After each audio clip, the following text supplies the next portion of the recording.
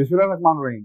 अस्सलाम वालेकुम नाज़रीन, इरफान हाशमी आपको प्रोग्राम दो टोक में खुशामदीद कहता हूँ। और इस्लामाबाद से मेरे साथ मौजूद हैं इब्राहिम राजा साहब। राजा साहब अस्सलाम वालेकुम। वालेकुम अस्सलाम।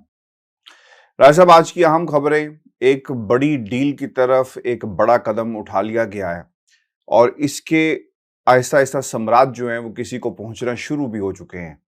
इस पर हम तफसील से बात करेंगे और फिर आज एक टेलीथॉन ट्रांसमिशन होने जा रही है जो तमाम रिकॉर्ड तोड़ देगी। बाज़ लोग ये कहते हैं कि ये एक ताल्लुक है खान साहब का पाकिस्तान से बाहर ओवरसीज पाकिस्तानियों के साथ। मैं ये कहता हूं कि सियासत इस मुल्क के अंदर किस समत में जा रही है, इस टेलीथॉन ट्रांसमिशन से भी इसका हमें एक सबूत जो है वो मिल जाएगा।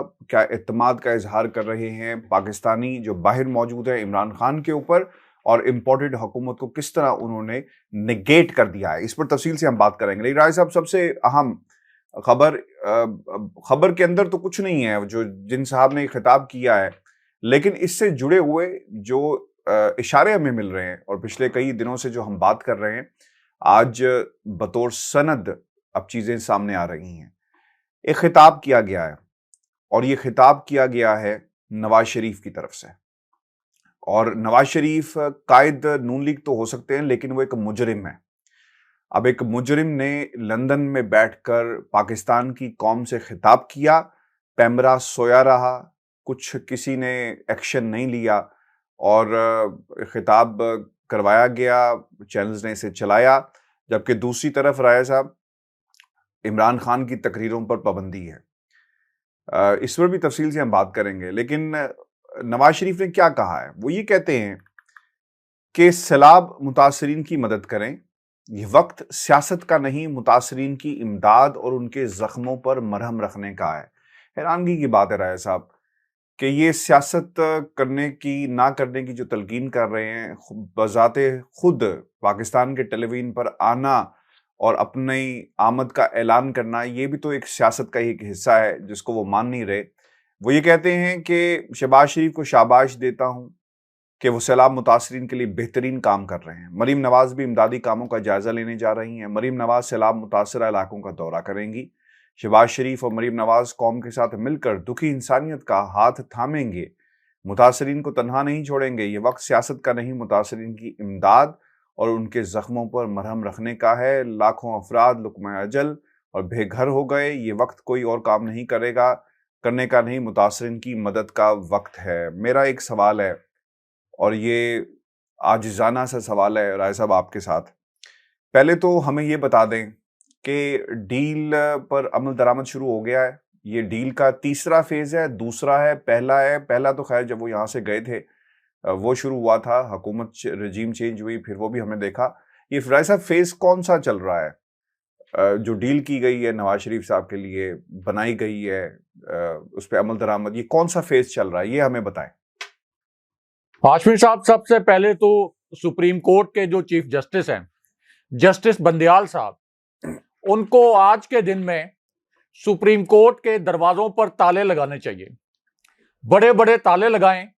उसके बाद जितनी आपकी हाई कोर्ट्स हैं वहां भी ताले भिजवाएं, और बड़े वाले ताले, वो ताले जिनको देखकर पता चलता है कि अब ये इमारत और इस इमारत का दरवाजा हमेशा के लिए बंद कर दिया गया है। Made in London, made in UK जी, ताले होंगे। वो ताले लगवाएं, या वो जो गांव में ताले होते थे जिनको जंदरे कहते थे, जंदरे बड़े वो बड़े, शायद आपने पता नहीं देखे हैं या नहीं देखे। देखे हैं सर, वो लकड़ी के बड़े बड़े दरवाजे जिनके नीचे जंजीरें होती थी, उनको जंदरे कहते थे, बड़े बड़े ताले। तो वो ताले लगवाएं सुप्रीम कोर्ट में भी, तमाम हाई कोर्ट्स में, तमाम अपनी एहतसाब अदालतों में, और जितनी भी मातहत अदालतें हैं उन सब में। दूसरा ऑर्डर ये करें, और ये साथ कहें कि आज हमारा ये आखिरी ऑर्डर है।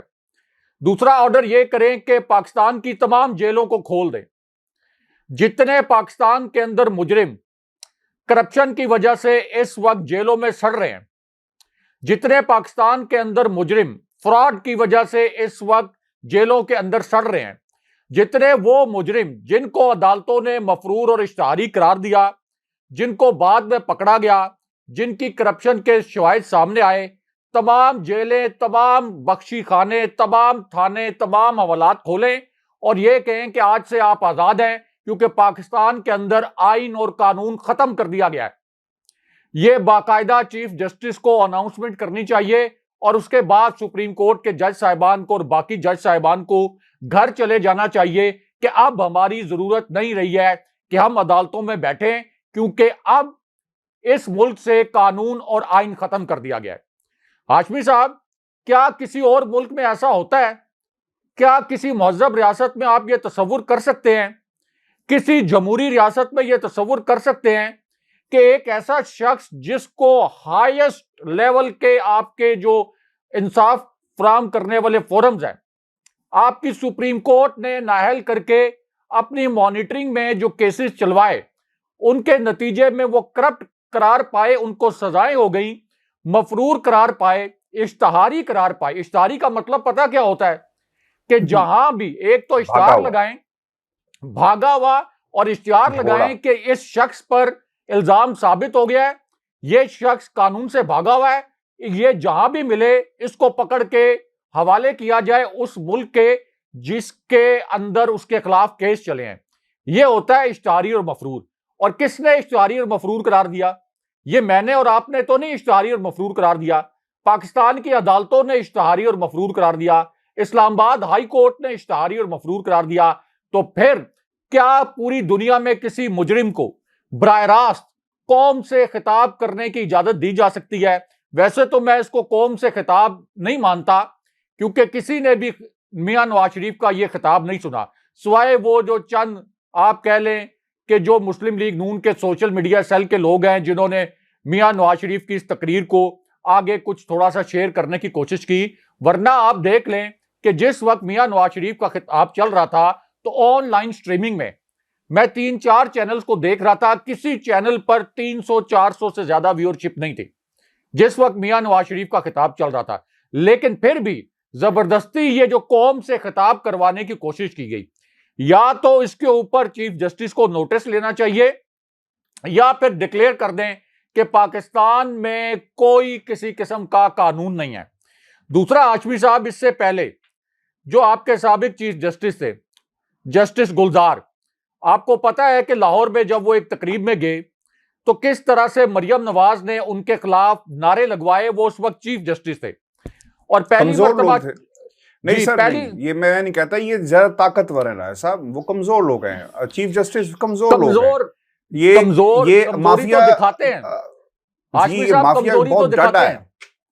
जी, आप ठीक कह रहे हैं कि सिसिलियन माफिया जो सुप्रीम कोर्ट ने करार दिया था, तो या तो फिर आप कानून और इंसाफ और आइन के मुताबिक फैसले दें या फिर घर चले जाएं।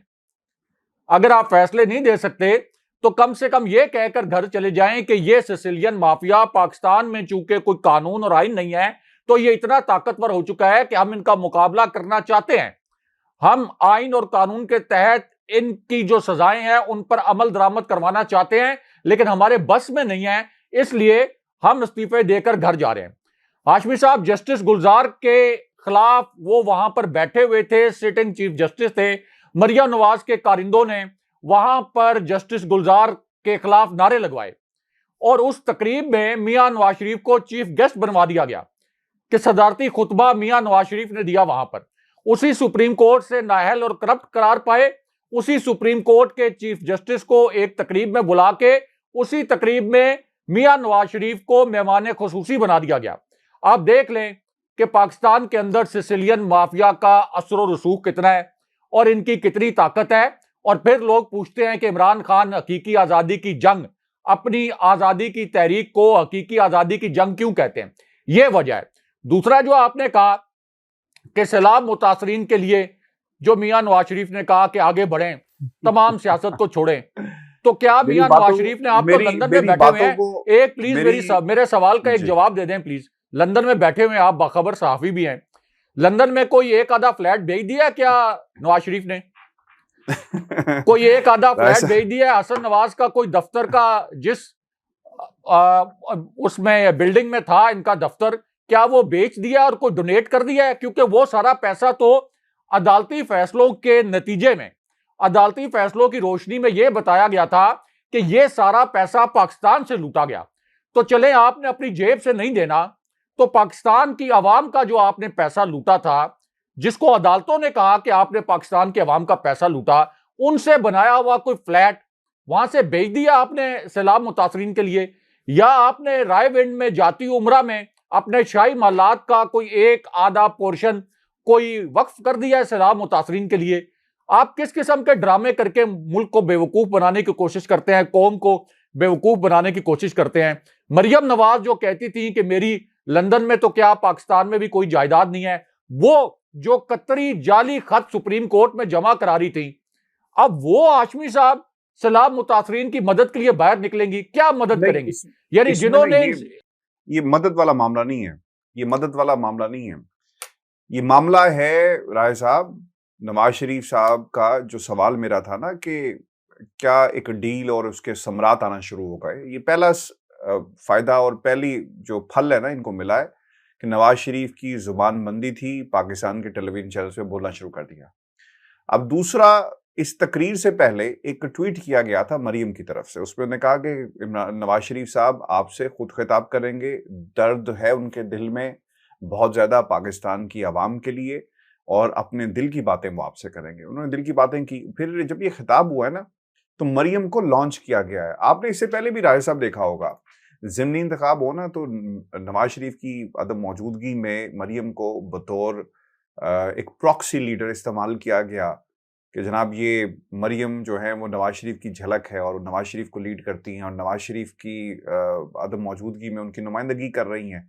अब नवाज शरीफ चूंकि जा नहीं सकते या नहीं जाएंगे, इसलिए एक प्रॉक्सी लीडर को जो एक मरूसी किरदार है पाकिस्तान की आवाम के दरमियान उतारा जाएगा, और नारा ये होगा कि देखो नवाज शरीफ तुम्हें लंदन में भी बैठकर भूला नहीं है और वो वहां पर भी तुम्हारी याद में अच्छी कॉफी पीता है और तुम्हारी याद का दम भरता है और बहुत जल्दी तुम्हारे दरमियान होगा इन मुश्किलात से। और देखो दूसरी तरफ इमरान खान जलसे कर रहा है। असल में तो मरियम को इसलिए उतारा जा रहा है साहब, एक बयानिया बनाने के लिए। अच्छा, मरियम की कितनी अवामी पजीराई है, कितनी अवामी कबूलियत है, आपने देख लिया ज़िमनी इलेक्शन में। ज़िमनी इलेक्शन में कैंपेन किसने लीड की थी? नून लीग की मरियम नवाज ने पूरी कैंपेन लीड की थी, और अपनी जानिब से इनके पास जो बेस्ट कार्ड है, जो नाम निहाद कार्ड बनाया हुआ है, ये समझते हैं कि मरियम नवाज को हम लॉन्च करेंगे। आपने देख लिया ज़िमनी इलेक्शन में मरियम नवाज ने जब कैंपेन लीड की तो इनके खिलाफ क्लीन स्वीप हो गया।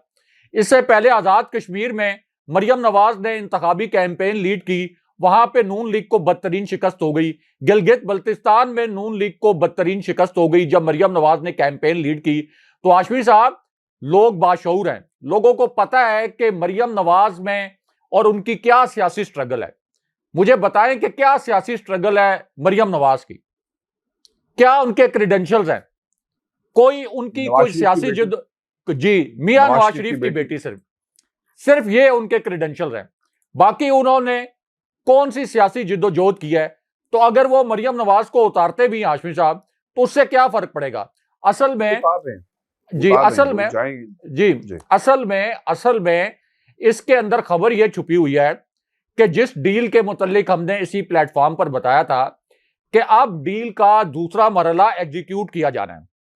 अब आस्ता आस्ता लोगों के अंदर कबूलियत पैदा करनी है, यानी ये पहला स्टेप है कि मियां नवाज शरीफ को खिताब करवा दिया गया, खिताब करवा दिया गया। अच्छा, लोग समझें कि पहले तो मियां नवाज शरीफ का खिताब बैन था, अब मियां नवाज शरीफ का खिताब भी हो गया, तो आहिस्ता आहिस्ता लोगों की पल्स चेक करने की कोशिश कर रहे हैं।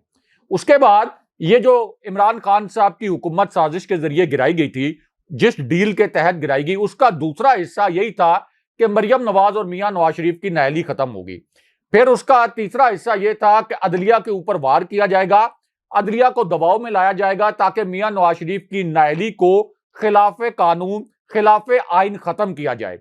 तो अब मियां नवाज शरीफ की नाअहली के खात्मे और मियां नवाज शरीफ की वापसी की जो डील है कि जिसके अंदर वो जेल ना जाएं और यहां पर उनको राहदारी जमानत मिले, जिसकी आइन और कानून में किसी किस्म की कोई गुंजाइश नहीं है, क्योंकि जो एक मफरूर और इश्तिहारी होता है उसको डायरेक्ट एक तो अपने पिछले केसेस के अंदर जाना पड़ता है जेल में, और दूसरा जो मफरूर और इश्तिहारी होना और अदालत में पेश ना होना, ये इटसेल्फ एक और जुर्म है, तो उसका मुकदमे का भी सामना करना पड़ता है।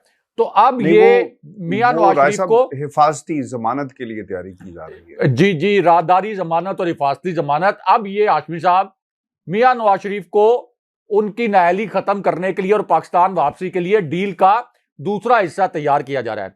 लेकिन हाशमी साहब, आप जो मर्जी कर लें, मियां नवाज शरीफ को भी ले आए, मरियम नवाज को भी लॉन्च कर दें, आसिफ अली जरदारी इससे पहले यहां पर, फजलुर रहमान, पीडीएम की 14 जमातें, election commission, mister X, mister Y, तमाम आपके रियासती इदारे, नतीजा क्या निकला है? क्या नतीजा निकला? मियां नवाज शरीफ यहां आकर और क्या करिश्मा कर लेंगे? मियां नवाज शरीफ तो इससे पहले भी पीडीएम के जलसों से खिताब तो करते रहे हैं, नून लीग की मीटिंग्स भी चेयर करते रहे हैं, और क्या कर लेंगे? ये तमाम फैक्टर्स मिल भी जाएंगे हाशमी साहब, जैसे जैसे ये फैक्टर मिलेंगे, इमरान खान साहब का मौकफ सच्चा साबित होता जाएगा कि मुझे गिराने के लिए और अपनी करप्शन बचाने के लिए ये तमाम लोग इकट्ठे होंगे, लेकिन फर्क नहीं पड़ेगा हाशमी साहब। आप देख रहे हैं कि खान साहब के जलसे, उसके अंदर अटेंडेंस बढ़ रही है, खान साहब जिमनी इलेक्शन को स्वीप कर रहे हैं, खान साहब जब खिताब करते हैं, जैसे मैंने आपको बताया कि 300-400 लोग तक जो है, बड़े चैनल्स की मैं बात कर रहा हूं, उनकी लाइव स्ट्रीमिंग में इतने लोग देख रहे थे। और खान साहब का जब जलसा होता है या खान साहब की जब प्रेस कॉन्फ्रेंस होती है, तो एक एक चैनल पर, यहां तक के जो तीसरे दर्जे के चैनल थे रेटिंग में, मैं देखता हूं एक एक वक्त में हाशमी साहब 1,10,000, 1,20,000 सिर्फ एक चैनल के ऊपर लोग देख रहे होते हैं। और ओवरऑल बाकी जो डिजिटल फोरम्स हैं, उन पर जो व्यूअरशिप है खान साहब की, वो करोड़ों में चली जाती है। तो ये फर्क है। आप मियां नवाज शरीफ को ले आए, मरियम नवाज को ले आए, जिसको मर्जी ले आए, आप खान साहब की ये जो एक आजादी की तहरीक है, जो बिल्कुल ड्यूली ठीक बात है कि ये हकीकी आजादी की तहरीक है, इसको आप नहीं रोक सकते। और ये जो आप ड्रामे कर रहे हैं कि सलाह मुतासरीन के लिए, तो मरियम नवाज पे कौन ट्रस्ट करता है? शहबाज शरीफ पे कौन ट्रस्ट करता है? हमजा शहबाज पे कौन ट्रस्ट करता है, जिन पर 16-16 अरब रुपए के करप्शन के इल्जामात हैं, जो पाकिस्तानी अवाम की हड्डियां तक निचोड़ के खा गए हैं। इनके अपने जो असासे हैं 700 गुना तक बढ़ गए। और आप देख लें कि पाकिस्तानी अवाम, इनके जराए आमदन जो है वो 20% भी नहीं रह गए। तो आखिर क्या वजह है कि यही पाकिस्तान है, इसी पाकिस्तान में इनके असासे 700 गुना बढ़ जाते हैं, पाकिस्तानी अवाम के जराए आमदन 20% तक रह जाते हैं, अच्छा, 80% कम हो जाते हैं। मैं आपके सामने ना कुछ अदाद शुमार रखता हूँ, फिर एक बयान और भी आया, इस पे भी हम तफसील से बात करेंगे। अम, अब तक जो 24 घंटों की डिटेल सामने आई है ना, कोई 28 अमवात हुई हैं, कुल अमवात 1061 हो गई हैं रायसा सैलाब के अंदर। तबाहकारियाँ मैं आपके सामने रख रहा हूँ। कुल जख्मी जो हैं 1575 अफराद हैं। बचाए जाने वालों जिनको रेस्क्यू किया गया 51,000 के करीब हैं, और तकरीबन 9,92,000 के करीब घर तबाह हो चुके हैं। और कुल मुतासरीन की जो तादाद है वो 3 करोड़ से के लगभग है, और 7 लाख के करीब जानवर हलाक हुए, और इस वक्त 5 जी जी। लाख के करीब लोग जो हैं वो कैंप्स के अंदर मौजूद हैं। एक बयान आया है सामने, और ये बयान जारी किया गया है ख्वाजा आसिफ साहब की तरफ से। वो ये कहते हैं कि 75% मुल्क में जो हुकूमत है वो इमरान खान की है, और ये हमें गालियाँ निकालते हैं।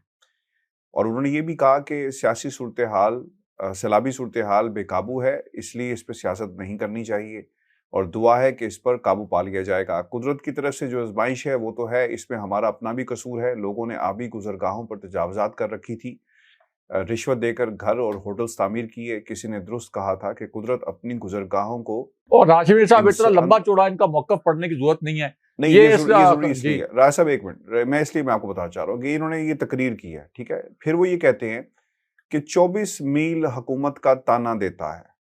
राय साहब, 24 मील हुकूमत का ताना उस इमरान खान ने जो बार बार बात करते हैं, हम भी करते हैं, वो आज टेलीथॉन ट्रांसमिशन कर रहे हैं और पूरी दुनिया से लोग पैसा देंगे। मेरी ना यहाँ पे कुछ लोगों से बात हुई, और मैंने ये इस तनाजुर में उनसे पूछा कि क्या तुम पाकिस्तान को पैसा दोगे? उन्होंने कहा शहबाज शरीफ को पैसा नहीं देंगे। अर्थक्वेक का उन्होंने मुझे एग्जाम्पल दी कि पैसा कहाँ से गया, और इन लोगों ने अपनी तिजोरियों में भरे, और फिर मनी लॉन्ड्रिंग के केसेस जो हैं वो आज भी बरतानिया की अदालतों में पड़े हुए हैं ना, जिसमें ये सादिक और अमीन अपने आप को इंटरनेशनल सादिक और अमीन कहते थे। राय साहब, टेलीथॉन ट्रांसमिशन के ऊपर भी सियासत हो रही है। लोग कहते हैं कि हम इमरान को पैसा देंगे, हम शहबाज को पैसा नहीं देंगे। और अब अगर आप पाकिस्तान में देखें ना, तमाम सियासी जमातें मिलकर कोशिश कर रही हैं कि पैसा इकट्ठा किया जाए, और खान साहब अकेले जो इत्तेमाद ओवरसीज पाकिस्तानी उन पर ऑब्वियसली जो खबरें आ रही हैं उसके मुताबिक तो पैसा जो है वो खान साहब ही स्वीप करेंगे। लेकिन एक बात उन्होंने की है कि ये पैसा पंजाब के लोगों के लिए या केपी के लोगों के लिए इस्तेमाल नहीं होगा, बल्कि इसको पूरे पाकिस्तान में इस्तेमाल किया जाएगा और सानिया निश्तर साहिबा जो है इसको डिस्ट्रीब्यूट करेंगे। राय साहब किस तरह देखते हैं इस इकदाम को कि उन्होंने 2 सूबों की बात नहीं की और ये जो ताना देते हैं 26 किलोमीटर का और 75% हुकूमत का, तो लीडर तो राय साहब भी इसी तरह ही होते हैं कि उसने सिर्फ 2 सूबों की बात नहीं की, उसने कहा है कि हम सिंध में भी और बलोचिस्तान में भी जहां जहां सैलाब है सब जगह पैसे जो है डिस्ट्रीब्यूट करेंगे। हाशमी साहब, एक तो ये लोगों को गुमराह कर रहे हैं, ये जो बात कर रहे हैं कि 75% हिस्से पे खान साहब की हुकूमत है, वहां तक तो बात ठीक है, सबको पता है। लेकिन माशी पॉलिसियां हमेशा वफाकी हुकूमत बनाती है। कभी आपने देखा है कि पेट्रोल प्राइसेस तमाम सूबों की जो हुकूमतें हैं वो अलग अलग अनाउंस करें? कभी आपने देखा है जो वफाक पेट्रोल प्राइसेस अनाउंस करता है वही पूरे मुल्क में फिर लागू होती हैं? कभी कोई इस तरह का अख्तियार आपने देखा है कि सूबों के पास हो?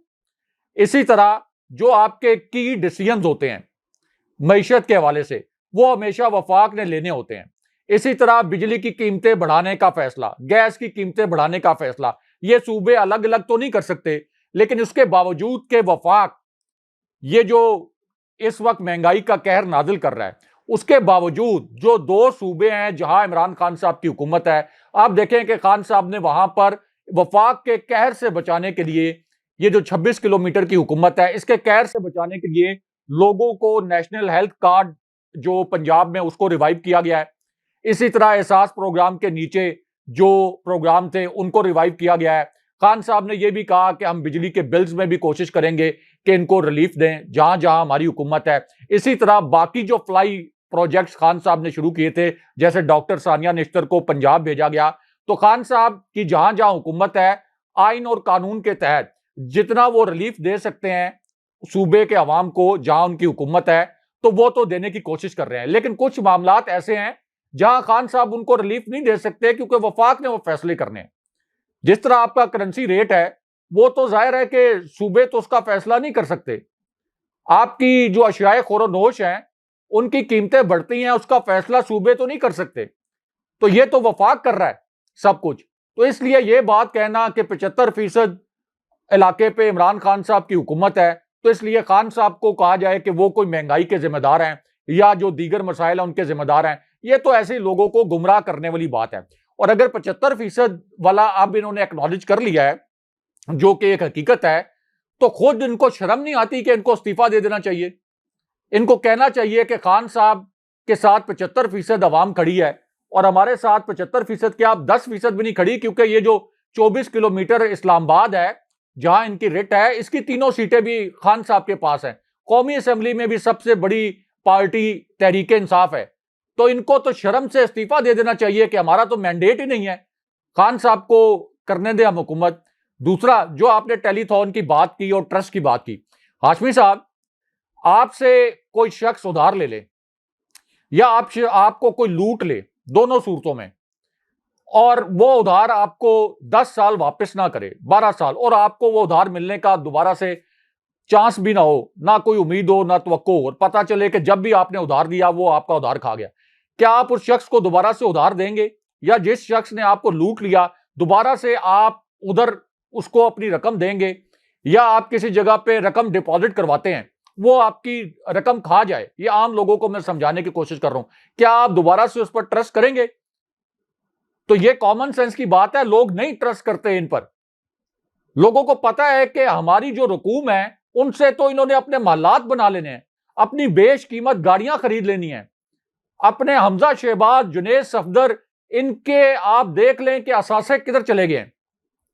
तो इस वजह से ट्रस्ट किधर है? ट्रस्ट है इमरान खान साहब के साथ लोगों का, ट्रस्ट है इसी वजह से शौकत खानम हॉस्पिटल को आप देख लें कि लोग अज खुद जो ज़कात करते हैं, अज खुद जो फितराना करते हैं, अज खुद कुर्बानी की खालें देते हैं, तो शौकत खानम हॉस्पिटल को देते हैं। तो खान साहब पर ट्रस्ट है। इससे पहले भी खान साहब ने, जब भी पाकिस्तानी कौम पर आजमाइश आई है, खान साहब ने फंड रेजिंग किया है, तो लोगों ने खान साहब पर एतमाद का इजहार किया है, क्योंकि लोगों को पता होता है कि हम जो पैसे दे रहे हैं वो ठीक जगह पर जाकर लगेंगे। और कोई आज तक एक पैसे की करप्शन, एक पैसे की बेजाब्तगी साबित नहीं कर सका, और कोई एक पैनी साबित नहीं कर सका कि खान साहब ने अपनी जेब में रख ली हो या उससे अपना कोई असासा बना लिया हो। तो ये एक ऑब्वियस बात है, और ये चीज समझनी चाहिए हमारे रियासती इदारों को भी। ये नहीं हो सकता हाशमी साहब के अवाम जो है वो किसी और तरफ देख रहे हो, हमारे रियासती इदारे किसी और तरफ देख रहे हो। आप जमीनी हकायक देख लें, क्योंकि ये आप रियलिस्टिकली इसको देखें, जमीनी हकायक को मद्देनजर रख के देखें, तो इस तरह मुल्क चल ही नहीं सकता कि 14 करोड़ अवाम, 12 करोड़ अवाम इमरान खान साहब के साथ खड़ी हो, और बाकी 15 जो जमातें हैं उनकी मिला के मकबूलियत 28 से 27% ना, और खान साहब की अकेले 72-73% हो, और उनको आप कब तक जबरदस्ती मुसल्लत रख सकते हैं इस मुल्क के ऊपर। तो इस तरह तो मुल्क आगे नहीं चल सकता। इसका मतलब यह है कि अवाम इसी तरह पिसते रहेंगे। अगर इस करप्ट टोले को आप इसी तरह पाकिस्तानियों के ऊपर मुसल्लत रखेंगे तो इस तरह तो मुल्क आगे नहीं जा सकता। अच्छा, मेरा ना जो कंसर्न है, मेरे समेत बहुत सारे लोगों का ये कंसर्न भी है कि आज तो आपने नवाज शरीफ की तकरीर को ऑन कर दिया, तो इमरान खान की तकरीर का क्या होगा? और ये जो टेलीथॉन ट्रांसमिशन है, सियासत के चक्कर में राय साहब ये ना हो कि लोग जो पैसा इकट्ठा करना है वो शायद इकट्ठा ना हो सके, और फिर ऑब्वियसली खान साहब को मेन मीडिया की ज़रूरत तो नहीं है, लेकिन इसके बावजूद जो है एक इम्पैक्ट पड़ता है, लोगों का एक ताल्लुक होगा। अच्छा, क्योंकि लास्ट टाइम यूट्यूब को भी बंद कर दिया गया था पाकिस्तान में। अब मैं एक स्टोरी देख रहा था, और ये इसलिए भी इम्पॉर्टेंट है कि इंटरनेट थ्रोटलिंग होती क्या है, if I am using the right word. क्या इमरान खान की तकरीर रोकने के लिए इंटरनेट थ्रोटलिंग का इस्तेमाल किया जा रहा है? अच्छा, ये कुछ पॉइंट्स मैं पढ़ देता हूँ, फिर इस पर बात भी हम कर लेते हैं कि खान साहब की तकरीर के एक रोज़ पहले पाकिस्तान की इलेक्ट्रॉनिक मीडिया रेगुलेटरी अथॉरिटी ने इमरान खान को लाइव या बराह रास्त तकरीर नशर करने पर पाबंदी आयद की। तो फिर जब लियाकताबाद में इमरान खान ने तकरीर शुरू की तो इसमें कई निकात लोगों की समझ में नहीं आए। ट्विटर पर कई लोग एक दूसरे से पूछते दिखाई दिए कि क्या उनको भी तकरीर सुनने में मुश्किल पेश आ रही है। इसके जवाब में आधे से ज़्यादा लोगों का कहना था कि तकरीर सुनने में मसाइल पेश आ रहे हैं। इस वाक़े के एक हफ्ते बाद भी ये तकरीर यूट्यूब पर मौजूद है, और इससे सुनकर अंदाज़ा हो जाता है कि आवाज़ में खासा तातुल है, यानी डिलेइंग वो चीज़ जो है वो इस्तेमाल की गई है। अच्छा, अब ये इंटरनेट थ्रोटलिंग की जो रिपोर्ट भी बीबीसी ने भी शाया की है, इसमें लिखा गया है कि इंटरनेट थ्रोटलिंग होती क्या है। इंटरनेट थ्रोटलिंग इस अमल को कहा जाता है कि जब किसी भी मुल्क में इंटरनेट सर्विस फराहम करने वाली कंपनी जानबूझकर आपके इंटरनेट की बैंडविड्थ रफ्तार को कम कर देती है। राय साहब, अगर ये वर्ड मैं सही बोल रहा हूँ, इंटरनेट थ्रोटलिंग यानी थ्रोटल से शायद ये लफ्ज़ लिया गया है, और रोक देना, बैंडविड्थ को कम कर देना, और जब खान साहब आपसे मुखातिब होंगे तो आप उनकी आवाज़, क्योंकि बैंडविड्थ आपने कम कर दी, तो शायद लोगों तक ये ना पहुंच सके। राय साहब, कल फिर आज कुछ ऐसा होने जा रहा है, आज दोबारा ये काम किया जाएगा खान साहब की तकरीर को रोकने के लिए, और मुल्क दुश्मन नासिर फिर एक्टिव होंगे? हाशमी साहब, पहली बात तो ये है कि अगर टीवी पे ये टेलीथॉन नशर नहीं होने दी जाती तो पाकिस्तानी अवाम को समझ जाना चाहिए कि ये आपके दुश्मन है, ये सलाम मुतासरीन के दुश्मन है। सलाम मुतासरीन जो इस वक्त अपनी जिंदगी के सबसे बड़े सहाने से गुजर रहे हैं, ये उनके दुश्मन हैं, ये इंपोर्टेड हुकूमत। अगर खान साहब की ये ट्रांसमिशन, ये टेलीथॉन टीवी चैनल्स पर नशर नहीं होने दी जाती, क्योंकि इसका मकसद है फंड रेजिंग, तो उसके बाद पाकिस्तानी कौम को इनसे सियासी इंतकाम भी लेना चाहिए। क्या आपने एक ऐसे वक्त में जब मुल्क सबसे बड़े सहाने से दो चार था और एक ऐसी ट्रांसमिशन हो रही थी जहां पर फंड्स इकट्ठे किए जा सकते थे मुतासरीन की मदद के लिए, उसको आपने अपने सियासी मकासद के लिए रोका। उससे पहले हाशमी साहब, जो लास्ट खान साहब का जलसा था, उसके अंदर आप देख लें कि इन्होंने इंटरनेशनल जो रेगुलेशंस हैं, पाकिस्तानी कावानीन को तो पामाल किया, जो इंटरनेशनल रेगुलेशंस हैं उनकी भी इन्होंने धज्जियां उड़ा दी और यूट्यूब को बंद कर दिया। अच्छा, यूट्यूब को जो इन्होंने बंद किया, क्योंकि लोग फिर खान साहब की तकरीरें देखते हैं, खान साहब के जलसे देखते हैं यूट्यूब पे, तो ये एक तरह से इतराफे शिकस्त था कि हमने टीवी पे तो खान साहब की आवाज बंद कर दी, उसके बावजूद करोड़ों लोग ऐसे हैं पाकिस्तान के अंदर और पाकिस्तान से बाहर, तो चले पाकिस्तान के अंदर यूट्यूब के ऊपर भी खान साहब की आवाज बंद कर देते हैं। तो जब आपको पता है कि खान साहब आपके मुकाबले में इतने ज्यादा मकबूल हैं, खान साहब का असेंबलीज के अंदर भी मैंडेट है, तो आप लोगों को जरा सी भी सियासी शर्म नहीं आती कि आप इस्तीफा दे के नए इलेक्शन करवा दें? ये तो आप एतराफ कर रहे हैं ना कि आपको यूट्यूब भी बंद करनी पड़ रही है कि खान साहब को ज्यादा लोग देख रहे हैं, करोड़ों की तादाद में लोग देख रहे हैं। और ये हाशमी साहब आप देखिएगा, ये आज भी ऐसा हरकत कर सकते हैं। ये ना सिर्फ के टेलीथॉन को हो सकता है कि नशर ना होने दें, अव्वल तो ये अदालतों को इसके ऊपर नोटिस लेना चाहिए। खास तौर पर इमरान खान साहब के ऊपर तो कोई करप्शन का इल्जाम नहीं है, खान साहब को किसी अदालत ने कोई सजा नहीं सुनाई हुई, तो फिर खान साहब की तकरीर पर पाबंदी लगाना ये गैर आईनी अमल है। नंबर 2, ये जो यूट्यूब है इसको भी ये बंद करेंगे, कर सकते हैं। तीसरा, ये जो तरीका जो बीबीसी की स्टोरी का आपने हवाला दिया, ये एक बड़ी बारीक वारदात होती है।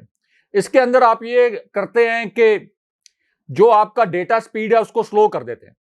मिसाल के तौर पर डेटा स्पीड, जिस वक्त हमारे नाजरीन ये हमारा प्रोग्राम देख रहे होंगे तो ये डेटा स्पीड स्लो हो जाए तो मेरी आवाज और आपकी आवाज में बफरिंग आएगी, उनको समझ नहीं आएगी कि क्या हो रहा है, ये बोल क्या रहे हैं।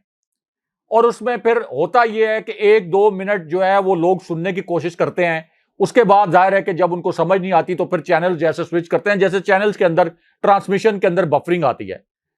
तो ये असल में इनका प्लान है।